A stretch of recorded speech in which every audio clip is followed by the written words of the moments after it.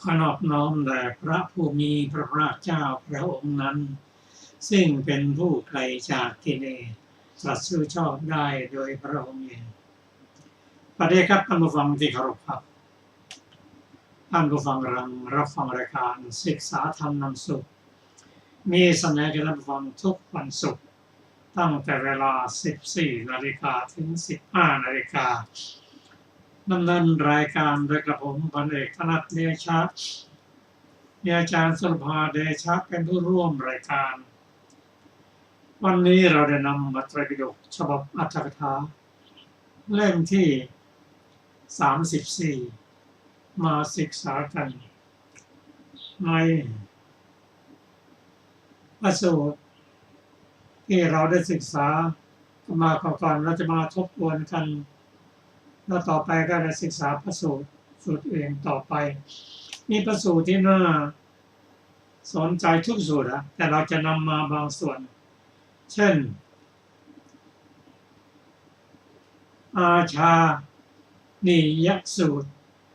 พระองค์ทรงเปรียบเทียบภิกษุเอาเปรียบเทียบภิกษุหมายถึงภิกษุณีอุบาสกอุบาสิการวมกันอยู่ด้วยเพราะว่าพระองค์ตรัสว่าบุคคลบางคนก็จะรู้จะเข้าใจต่อเมื่ออุปมาให้ในพระสูตรส่วนนี้พระองค์ทรงยกอาชาคือม้าเรียกว่าอาชานิยสูตรพระองค์ตรัสว่า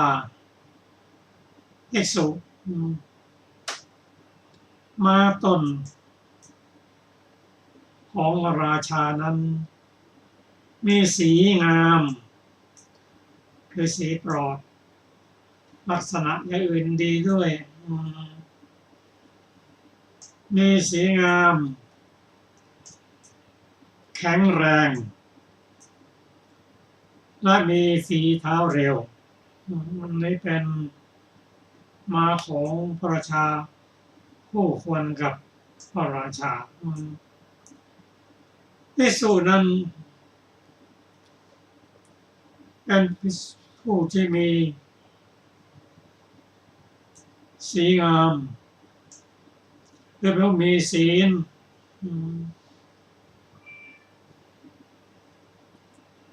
มีความ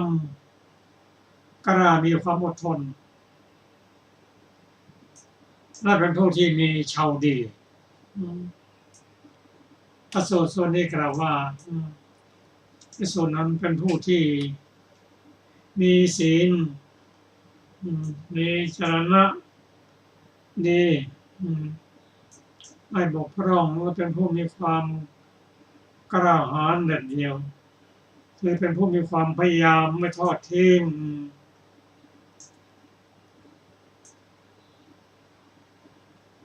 และเป็นผู้ที่มีชาวดีปฏิบัติไปศึกษาไป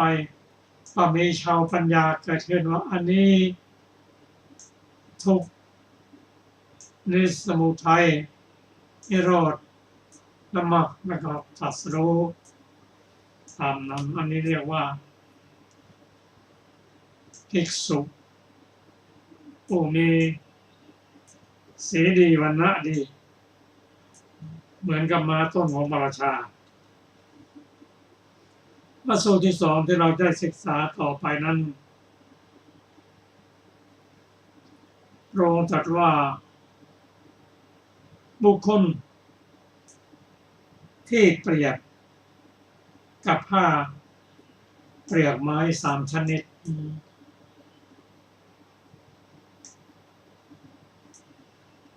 พระองค์ตรัสว่าผ้าเปลือกไม้นั้นสีไม่ดีสัมผัสหยาบราคาถูกนุ่งห่มก็ไม่สบายที่เหลือก็เป็นผ้าเช็ดเท้านะไม่เหมือนผ้าที่ทำมาจาก แฟนขาสีงามสีไม่ตกเนื้อละเอียดสัมผัสนุ่มนวลราคาแพง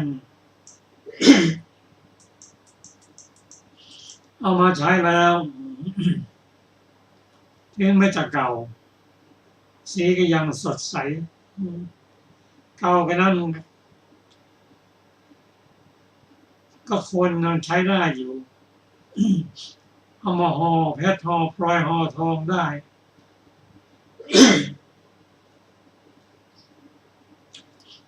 ผ้าเปลือกไม้เนื้อหยาบนั้นถ้าบุคคลภิกษุ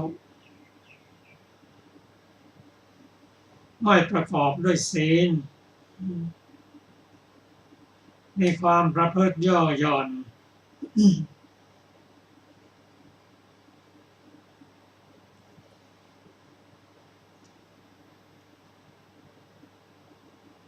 คุณค่าก็ลดลงไปมาเป็นบุคคลเป็นภิกษุที่บุคคลมาถวายปัจจัยสี่แล้วก็ได้อานิสงส์น้อย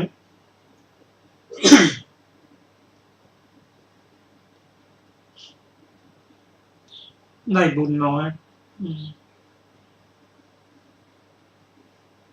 ส่วนภิกษุผู้เปรียบด้วยอากาสีนั้นบุคคลก็มาทำบุญทำทานให้ได้บุญมากได้มีอันได้อานิสงส์มากขอบคุณแล้วก็ได้เกิดสติปัญญาอันนี้เป็นบุคคลผู้เปรียบด้วยเปลือกไม้ผ้าเปลือกไม้สามชนิดส่วนพระสูตรที่เราจะมาศึกษากันในพระสูตรนั้นก็คือเรื่องการให้ผลของกรรมเรื่องของกรรมและการในผลของกรรมนั้น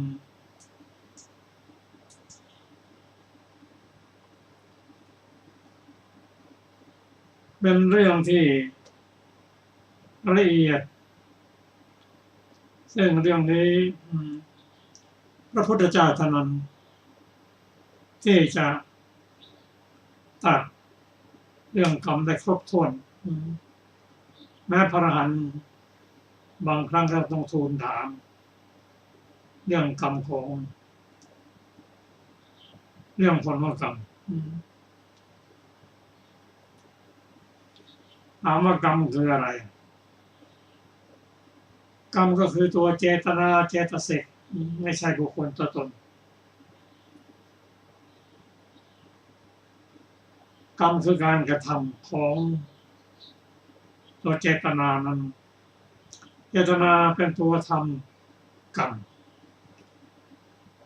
ทางกายก็ได้ทางวาจาทางใจเป็นกุศลก็ได้เป็นอกุศลก็ได้บุคคลเกิดมาในโลกนี้ก็มีการกระทำทั้งสิ้นและเป็นกรรมที่ทำให้หมุนเวียนอยู่ในโลกนี้กล่าวว่าตราบใดกรรมนั้นถ้ามีการกระทำภายใต้ของอวิชชาแล้วเป็นกรรมที่หมุนอยู่ในโลกไม่ไปที่ไหนเลย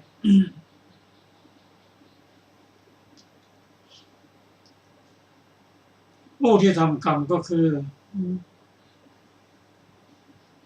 ขันธ์ห้าทั้งหมดนะ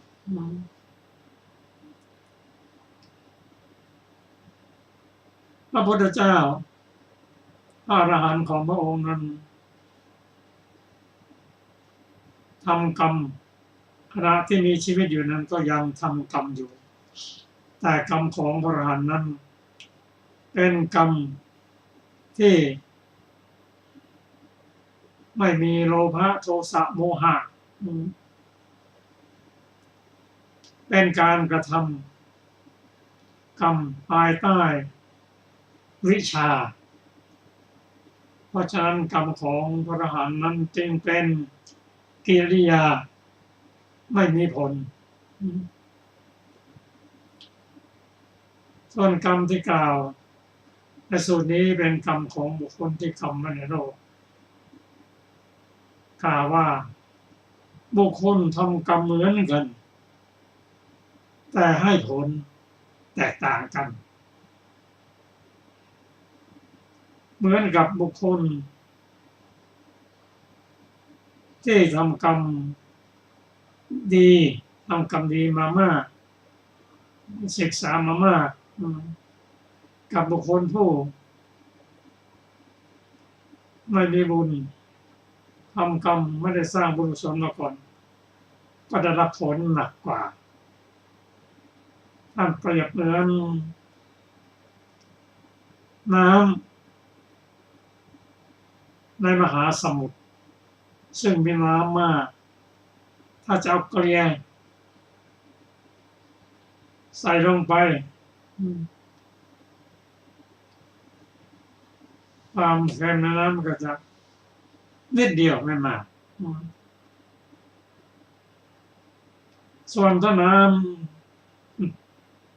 ในตุ่มในขันถ้าเอาเกลือใส่ไปแล้วมันจะเค็มมากกว่าเหมือนบุคคลสร้างบุญสร้างกุศลศึกษามากกับบุคคลที่ไม่ได้สร้างบุญสร้างกุศลมากกรรมอย่างเดียวให้ผลแตกต่างกันพระสูตรนี้กล่าวว่ากรรมบางอย่างนั้นทำให้บุคคลผู้ประพฤตินะตกนรกก็มีไม่ตกก็มีอันนี้เป็นเรื่องรายละเอียดเกี่ยวกับการให้ผลของกรรมแต่หลักๆที่กล่าวว่าบุคคลมีกรรมเป็นของตนมีบุคคลมีกรรมเป็นที่พึ่งมีกรรมเป็นที่อาศัยบุคคลทำกรรมอย่างใดก็จะต้องได้รับผลของกรรมดังนั้นยกเว้นจะมีข้อพิสดารของการทำกรรมดังเช่นสั่งสมบุญมามากทำกรรมก็ให้ผลไม่มากเหมือนผู้บุคคลทำบุญกุศลมาน้อยเพราะบุคคลสร้างบุญสร้างกุศลมามากนั้นมีตัวกรรมที่เป็นบุญกุศลมาให้การอุดหนุนมีกรรมมาเบียดเบียนเอากรรมไม่ดีตกไปเป็นต้นส่วนบุคคลผู้ไม่มีบุญกุศลมาอุดหนุนก็จะต้องรับผลไปตามสมควรแก่กรรมเรื่องกรรมนี้ทำให้เราเข้าใจว่า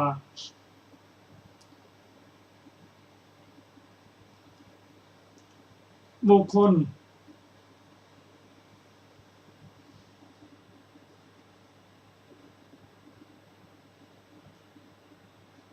ละผลของกรรมได้ยากละวิบากยากแต่ป้องกันได้กรรมนั้นจึงเป็นการเป็นกรรมที่สามารถป้องกันได้เช่นบุคคลทำกรรมไปฆ่าสัตว์ตัดชีวิตก็ป้องกันได้ฆ่าได้ทรมานสัตว์ได้แต่กรรมที่ทำมาแล้วนั้นเป็นผลแล้วละยากก็ต้องรับผลของกรรมแม้แต่พระอรหันตบุคคลทำกรรมในอดีตแล้วเป็นพระอรหันต์ก็ยังรับกรรมอีกอย่างเช่นท่านพระมหาโมคคัลลานะเป็นต้นรับรายละเอียดของพระสูตรนี้ย่อม มีเบื้องต้นท่ามกลางและที่สุดส่วนเรื่องอื่นนั้นก็ขอเชิญอาจารย์สรภาสวัสดีค่ะท่านผู้ฟังที่เคารพทุกท่านพระสูตรที่เราจะได้ศึกษาในวันนี้นะคะ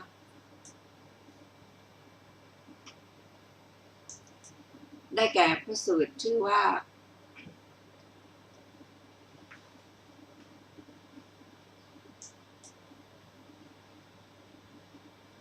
ขออภัยค่ะ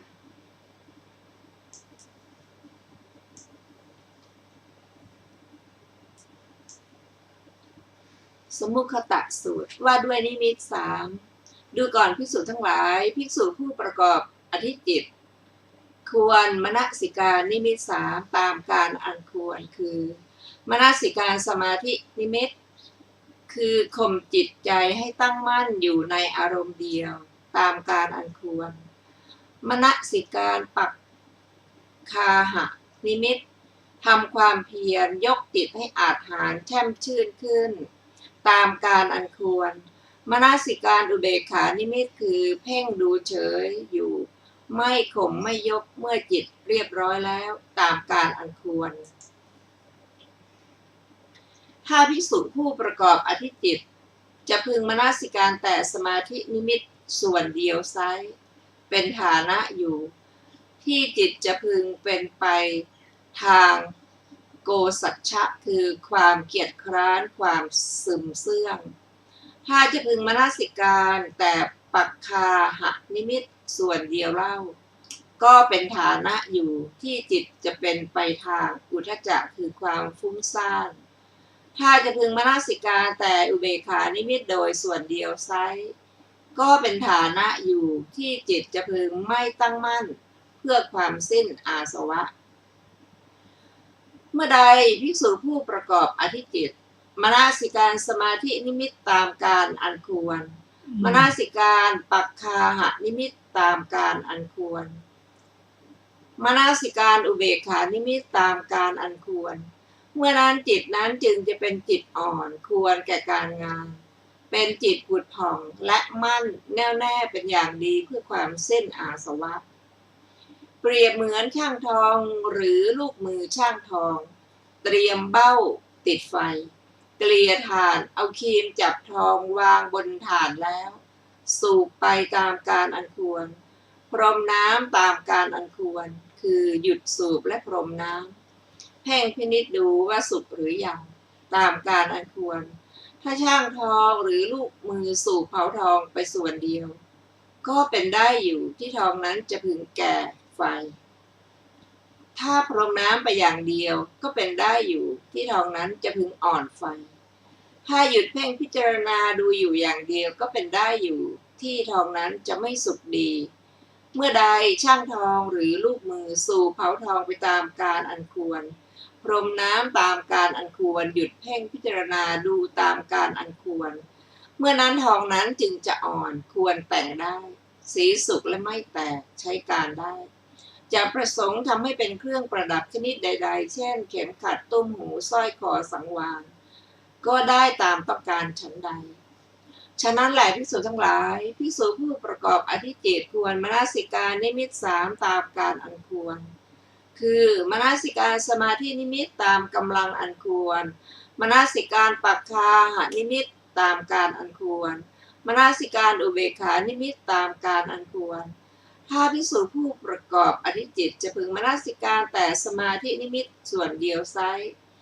เป็นฐานะอยู่ที่จิตจะไปทางโกสัจฉะถ้าจะพึงมนสิการแต่ปักคาหะนิมิตส่วนเดียวเล่าก็เป็นฐานะอยู่ที่จิตจะเป็นไปทางอุทธัจจะถ้าจะพึงมนสิการแต่อุเบกขานิมิตโดยส่วนเดียวไซร้ก็เป็นฐานะอยู่ที่จิตจะไม่พึงแน่วแน่เป็นอย่างดีเพื่อความสิ้นอาสวะเมื่อใดภิกษุผู้ประกอบอธิจิตมนสิการสมาธินิมิตตามการอันควรเมื่อนั้นจิตจึงจะเป็นจิตอ่อนควรแก่การงานเป็นจิตผุดผ่องและมั่นแน่วแน่เป็นอย่างดีเพื่อความสิ้นอาสวะเธอน้อมจิตอย่างนั้นไปเพื่อทำให้แจ้งด้วยอภิญญาซึ่งอภิญญาสัจฉิกรณียธรรมใด ในเมื่อความพยายามมีอยู่เธอย่อมถึงความเป็นผู้อาจทำให้ประจักษ์ได้ในอภิญญาสัจจิการณียธรรมนั้นๆคือ 1. ถ้าเธอจำนงว่าเราพึงแสดงฤทธิ์ได้หลายอย่างต่างวิธีและอื่นเหมือนสูตรก่อนตอนจนจบก็จบสมุขตะสูตรที่11และจบโลนะพละวรรคที่5อรรถกถาของสมุขตะสูตรมีดังต่อไปนี้อธิจิตได้แก่จิตในสมถะและวิปัสสนานั่นแหละ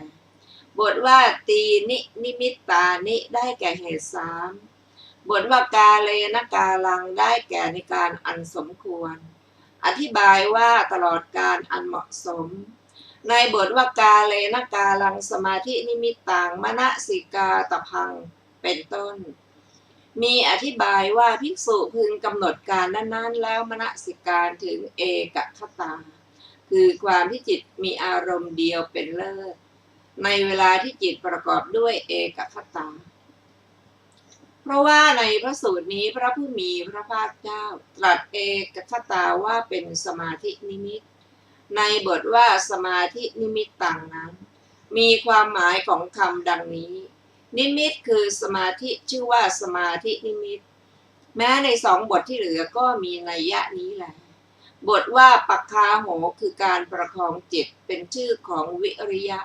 บทว่าอุเบกขาเป็นชื่อของมัชฌัตตภาวะคือความที่จิตเป็นกลาง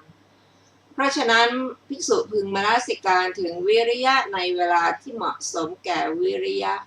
พึงดำรงอยู่ในมัชฌตภาวะในเวลาที่เหมาะสมแก่มัชฌตภาวะแลบทว่าฐานันตังจิตตังโกสัจฉายะสังวัตตยะความว่าเหตุที่ทำให้จิตนั้นดำรงอยู่ในภาวะคือความเกียจคร้านมีอยู่แม้ในเหตุนอกนี้ก็มีนัยยะนี้แหละและในบทว่าอุเบกขานิมิตตังเยวะมนสิกรยะนี้มีเนื้อความดังนี้ว่าภิกษุพึงเพ่งดูความว่องไวแห่งญาณเฉยๆบทว่าอาสวานังขยายะได้แก่เพื่อประโยชน์แก่อรหัตผลบทว่าอุกกังพันธยะได้แก่พึงเตรียมกระเบื้องใส่ทานบทว่าอาลิมปยะความว่าพึงใส่ทานไปในกระเบื้องใส่ทานนั้นแล้วจุดไฟใช้สูบเป่าให้ไฟติดบทว่าอุกกามุขเขปะกิปยะความว่าพึงคุ้ยเขี่ยฐานเพลิงแล้ววางไว้บนฐานหรือใส่ไว้ในเบ้าบทว่าอาชุเปกคติได้แก่ใคร่ครวญดูว่าร้อนได้ที่แล้วบทว่าสัมมาสมาธิยติอาสวานังขยายะได้แก่จิตตั้งมั่นอยู่โดยชอบเพื่อประโยชน์แก่อรหัตผลภิกษุผู้เจริญวิปัสสนาและบรรลุอรหัตผลพระผู้มีพระภาคเจ้าทรงแสดงไว้แล้วด้วยเหตุมีประมาณเท่านี้บัดนี้เมื่อจะทรงแสดงปฏิปทาเพื่อเหตุให้บรรลุอภิญญาของพระขีณาสพจึงตรัสคำว่ายัสสะยัสสะจะเป็นต้นคำนั้นพึงทราบตามนัยยะที่กล่าวแล้วในตอนต้นนั่นแหละก็จบอรรถกถาของสมุขยสูตรที่11และจบโลนะพละวรรควรรณนาที่5และจบทุติยปัณณาสพรวมพระสูตรที่เราได้ศึกษาในวรรคนี้ทั้งหมดมี11สูตรด้วยกันพร้อมทั้งอรรถกถาต่อไปจะเป็นตติยปัณณาสสัมโพธิวรรคที่1สูตรแรกชื่อว่าปุพพสูตรว่าด้วยเหตุให้ปฏิญญาณว่าเป็นผู้ตรัสรู้ดูก่อนภิกษุทั้งหลายก่อนตรัสรู้เมื่อเราเป็นโพธิสัตว์ยังไม่ได้อภิสัมโพธิญาณได้คิดคำหนึ่งว่าในโลกอะไรเนาะเป็นอัศทะคือความยินดีความเพลิดเพลินอะไรเนาะเป็นอาทีนภะคือโทษที่ไม่ยินดีความขมขื่นอะไรเนาะเป็นนิสรณะคือความออกไปความไม่ติดเราได้กำหนดเห็นว่าสุขโสมนัสอาศัยสิ่งใดในโลกเกิดขึ้นนี่เป็นอัศทะในโลกความที่โลกไม่เที่ยงเป็นทุกข์มีความแปรปรวนเป็นธรรมดานี่เป็นอาทีนภะในโลกการบำบัดเสียซึ่งฉันทราคะ การละเสียซึ่งฉันทราคะคือความรักใคร่พอใจในโลกนี่เป็นนิสรณะในโลกภิกษุทั้งหลายเรายังไม่ได้รู้แจ้งซึ่งอัสสาทะอาทีนภะและนิสรณะของโลกอย่างถูกต้องแท้จริงตราบใดเราก็ยังไม่ปฏิญญาว่าได้ตรัสรู้อนุตตรสัมมาสัมโพธิญาณในโลกนี้ทั้งเทวโลกมารโลกพรหมโลกในหมู่สัตว์พร้อมทั้งสมณพราหมณ์ทั้งที่เป็นเทวดาและมนุษย์ตราบนั้นเมื่อใดเรารู้แจ้งชัดซึ่งอัสสาทะอาทีนภะและนิสรณะของโลกถูกต้องตามเป็นจริงแล้วเมื่อนั้นเราจักปฏิญญาว่าได้ตรัสรู้อนุตตรสัมมาสัมโพธิญาณในโลกนี้ทั้งเทวโลกมารโลกพรหมโลกในประชาชนรวมทั้งสมณพราหมณ์ทั้งที่เป็นเทวดาและมนุษย์ก็แลญาณทัศนะคือความรู้เห็นได้เกิดขึ้นแก่เราว่าวิมุตติของเราไม่กำเริบชาตินี้เป็นชาติสุดท้ายบัดนี้พบใหม่ไม่มีจบปุพพสูตรที่หนึ่งซึ่งมี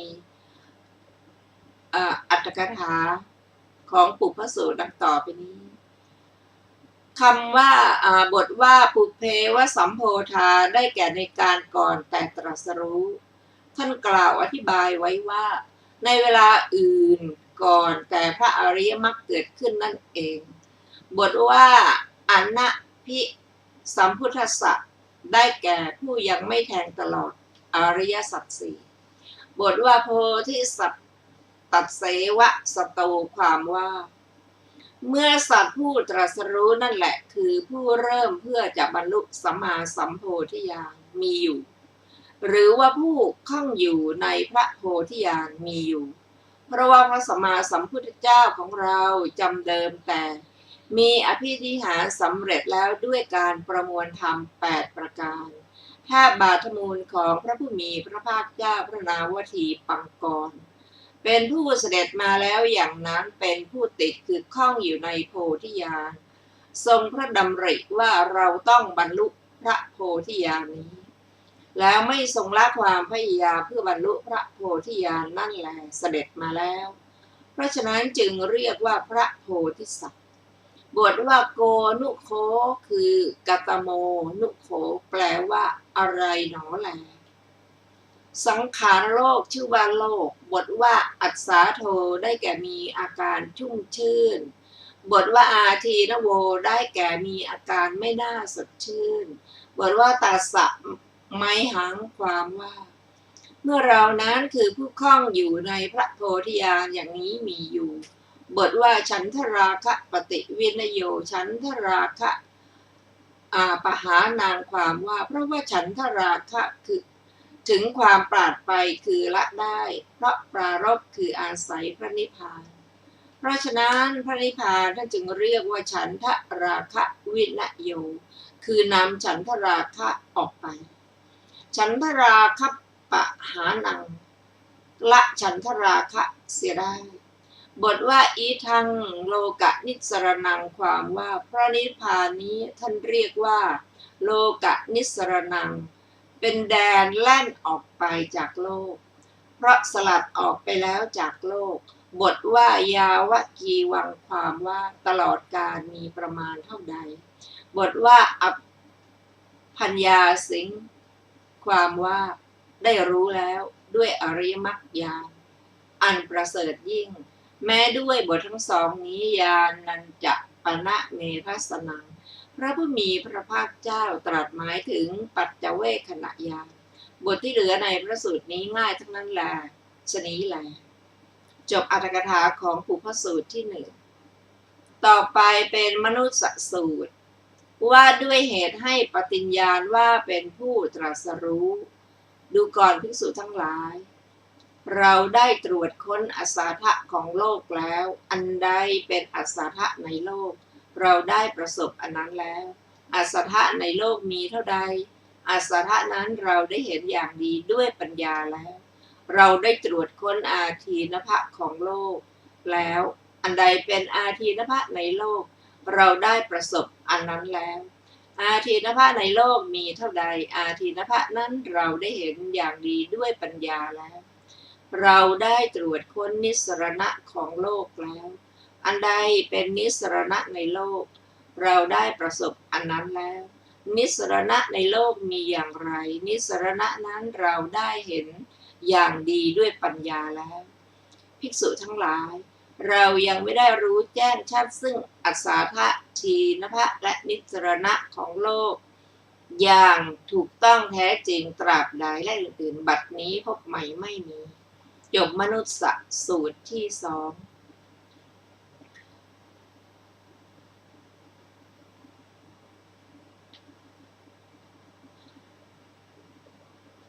อรรถกถาของมนุษย์สูตรมีดังต่อไปนี้บทว่าอาสาทะปริเยสนังอาจริงความว่าได้ท่องเที่ยวไปเพื่อประโยชน์แก่การแสวงหาอาสาทะถามว่าได้ท่องเที่ยวไปจำเดิมแต่ไหนตอบว่าได้ท่องเที่ยวไปตั้งแต่เป็นสุเมธดาบทว่าปัญญายะได้แก่มรรคปัญญาพร้อมด้วยวิปัสสนาบทว่าสุทิโธได้แก่แทงตลอดแล้วด้วยดีพึงทราบความในทุกๆบทโดยอุบายนี้จบอรรถกถาของมนุษย์สูตรที่2ต่อไปเป็นอัฏฐาทสูตรว่าด้วยเหตุให้หลุดพ้นจากโลกดูก่อนภิกษุทั้งหลายถ้าอัศทะในโลกจักไม่มีแล้วไซร้สัตว์ทั้งหลายก็จะไม่พึงติดใจในโลกเพราะเหตุที่อัศทะในโลกมีอยู่เพราะเหตุนั้นสัตว์ทั้งหลายจึงติดใจในโลกถ้าอาทีนภะในโลกจักไม่มีแล้วไซร้สัตว์ทั้งหลายก็จะไม่พึงเบื่อหน่ายในโลกเพราะเหตุที่อาทีนภะในโลกมีอยู่เพราะฉะนั้นสัตว์ทั้งหลายจึงเบื่อหน่ายในโลกถ้านิสรณะในโลกจักไม่มีแล้วไซร้สัตว์ทั้งหลายก็จะไม่พึงออกจากโลกได้ก็เพราะเหตุที่นิสรณะในโลกมีอยู่เพราะฉะนั้นสัตว์ทั้งหลายจึงออกจากโลกได้ภิกษุทั้งหลายสัตว์ทั้งหลายยังไม่รู้ชัดซึ่งอัศทะอาทีนภะและนิสรณะของโลกอย่างถูกต้องตามจริงตราบใด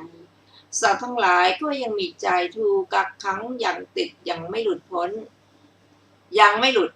พ้นจากโลกนี้ทั้งเทวโลกมารโลกพรหมโลก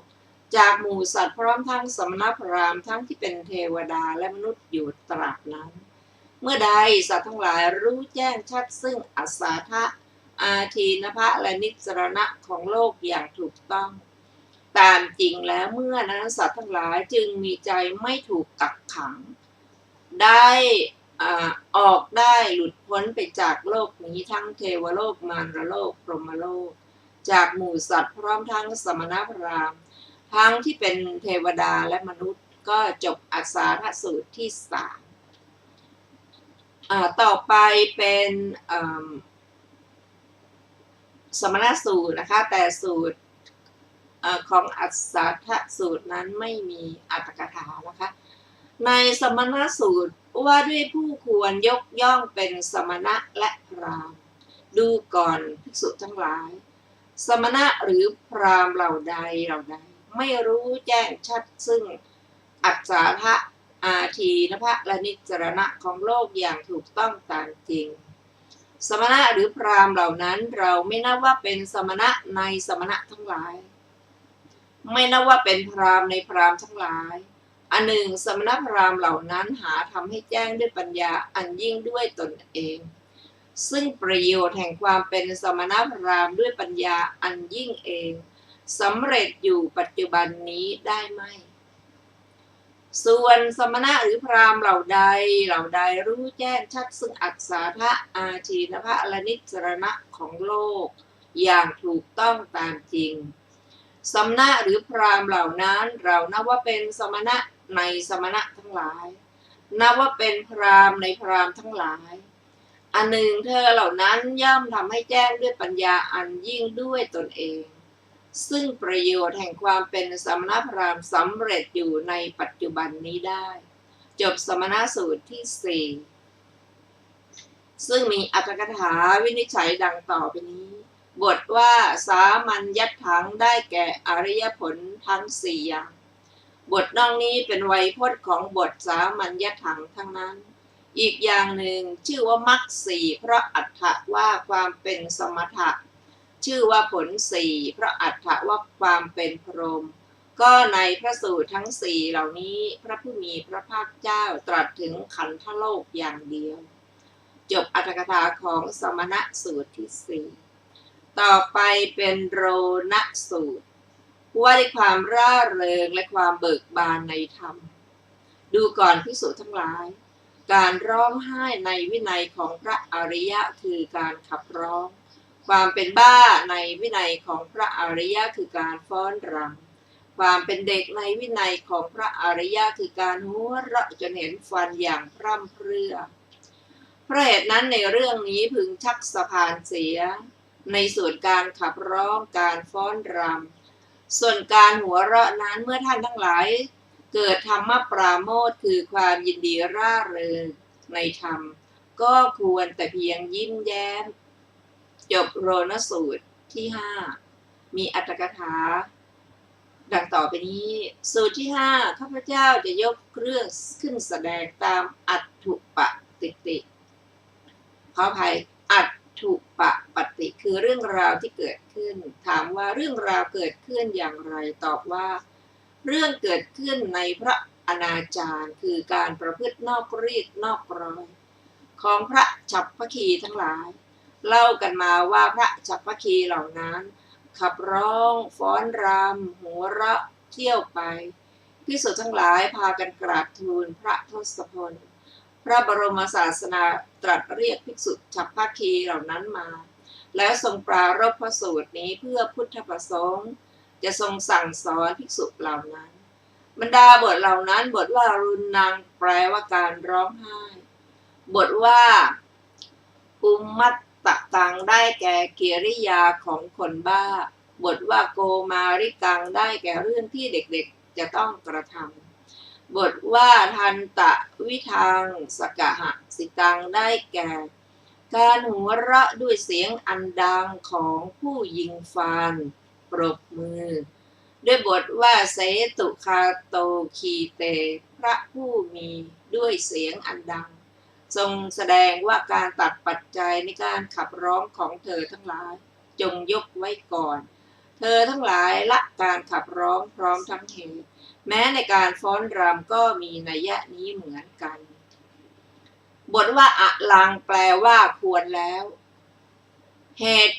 ตรัสเรียกว่าธรรมะในบทนี้ว่าธรรมปะโมทิตานังสตังเมื่อคนทั้งหลายรื่นเริงบันเทิงอยู่ด้วยเหตุบางอย่างบทว่าสิตังสิตมัตตายะมีคำอธิบายว่าเมื่อมีเหตุที่ต้องหัวเราะการหัวเราะที่เธอจะกระทำเพียงเพื่อยิ้มคือเพื่อแสดงเพียงอาการเบิกบานให้เห็นปลายฟันเท่านั้นก็พอสำหรับเธอทั้งหลายจบอรรถกถาของโรณสูตรที่5ต่อไปเป็นสูตรที่6ชื่อว่าอติตสูตรว่าด้วยสิ่งที่เสพไม่รู้อิ่ม3อย่างดูก่อนภิกษุทั้งหลายความอิ่มหนำในการเสพสิ่งทั้ง3ไม่มีซึ่งสิ่ง3เนี่ยคืออะไรคือความหลับการดื่มสุราเมรัยการประกอบเมถุนธรรมความอิ่มหนำในเสพสิ่งทั้ง3นี่แลไม่มีจบอติตะสูตรที่6ซึ่งมีอรรถกถาดังต่อไปนี้บทว่าสุปัสสะได้แก่ความหลับบทว่าปฏิเสวนายนัตถิติติความว่าจะเสพไปเท่าไรก็ยังพอใจอยู่เท่านั้นเพราะฉะนั้นขึ้นชื่อว่าความอิ่มจึงยังไม่มีแม้ในบททั้ง2ที่เหลือก็มีนัยนี้เหมือนกัน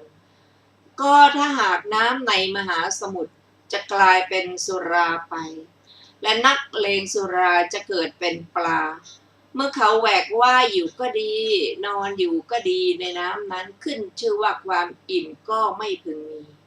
ในพระสูตรนี้พระผู้มีพระภาคเจ้าตรัสถึงวัตตะอย่างเดียวจบอรรถกถาของอติตะสูตรที่6ต่อไปเป็นสูตรที่ชื่อว่าปัทมกูตะสูตรว่าด้วยธรรมที่เกิดจากการรักษาและไม่รักษาจิต ครั้งนั้นอนาถบิณฑิกะคฤหบดีเข้าไปเฝ้าพระผู้มีพระภาคเจ้าพระผู้มีพระภาคเจ้าตรัสพระธรรมเทศนาว่าคฤหบดีเมื่อจิตอันบุคคลไม่รักษาแล้วกายกรรมวจีกรรมมโนกรรมก็เป็นอันไม่ได้รักษาด้วยเมื่อกายกรรมวจีกรรมมโนกรรมไม่ได้รักษาแล้วกายกรรมวจีกรรมมโนกรรมก็เปียกด้วยน้ำคือกิเลสโทษ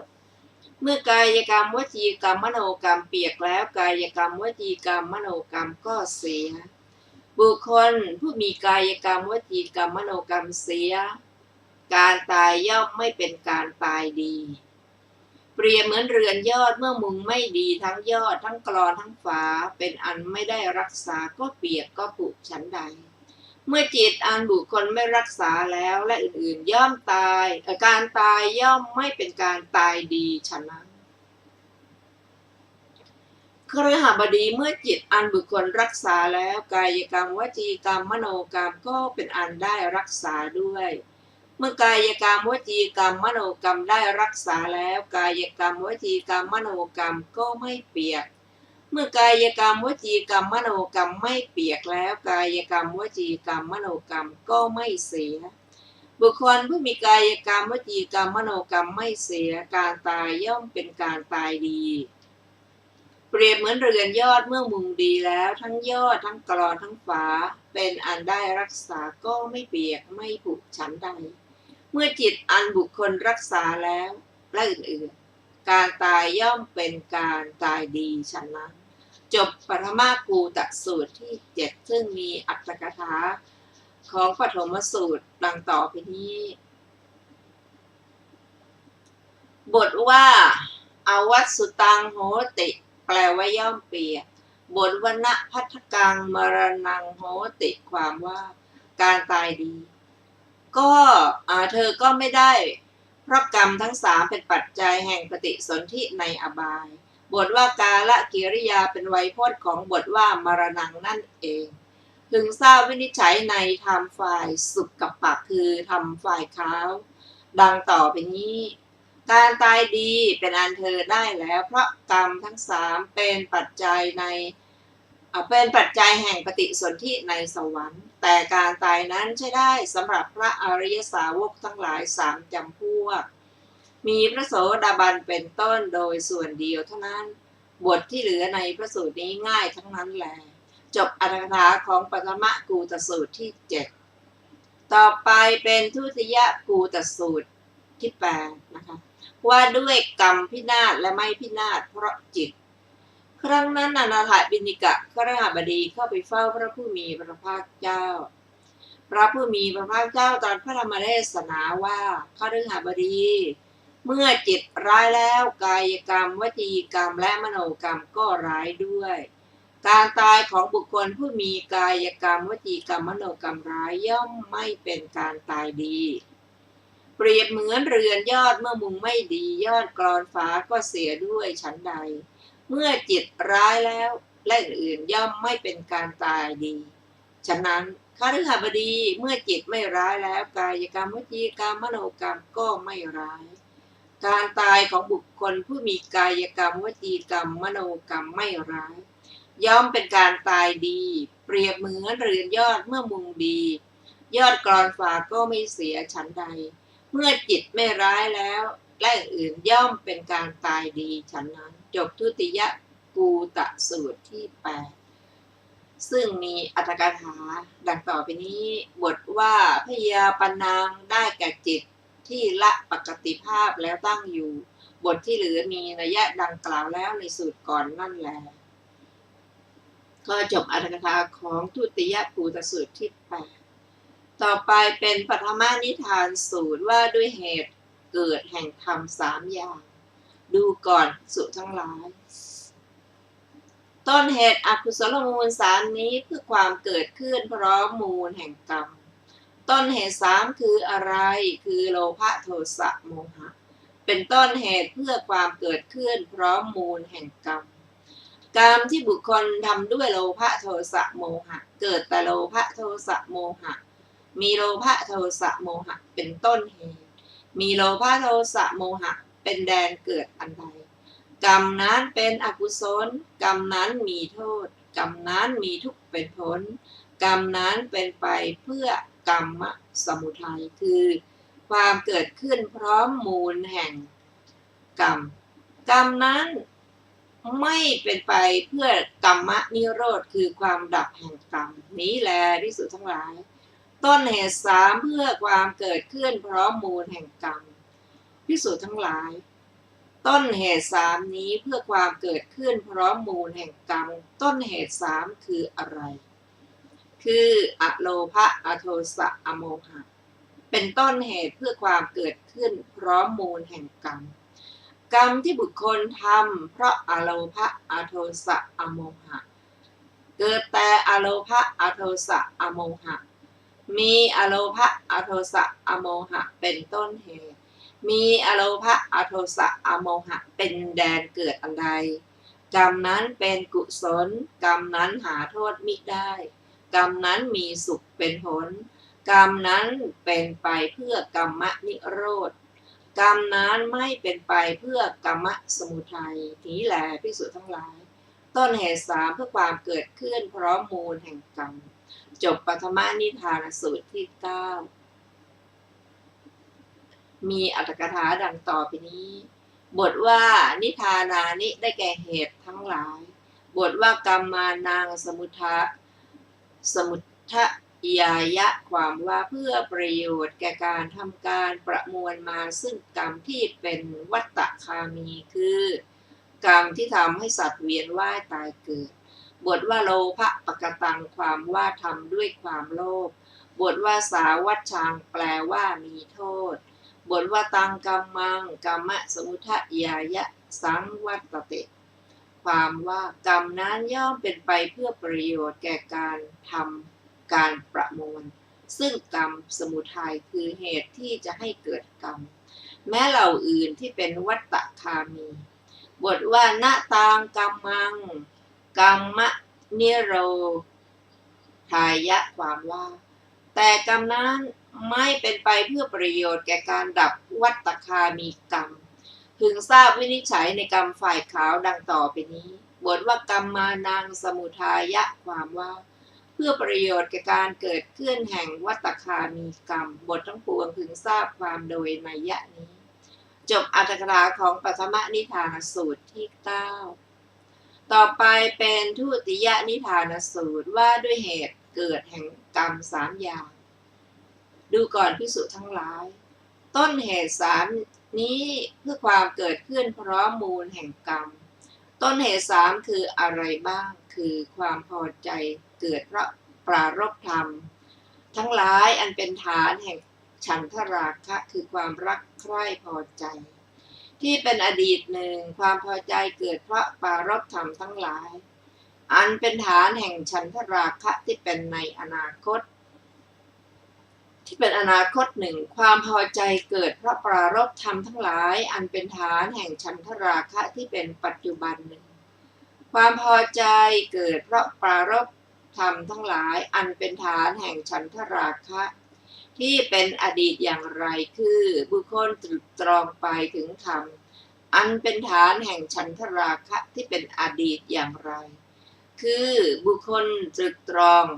ไปถึงธรรมอันเป็นฐานแห่งฉันทราคะที่ล่วงไปแล้วเมื่อตรึกตรองตามไปความพอใจก็เกิดขึ้น